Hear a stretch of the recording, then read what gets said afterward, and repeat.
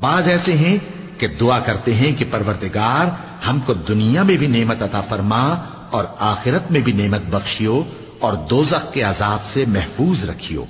یہی لوگ ہیں جن کے لیے ان کے کاموں کا حصہ یعنی اجر نیک تیار ہے، اور اللہ جلد حساب لینے والا ہے۔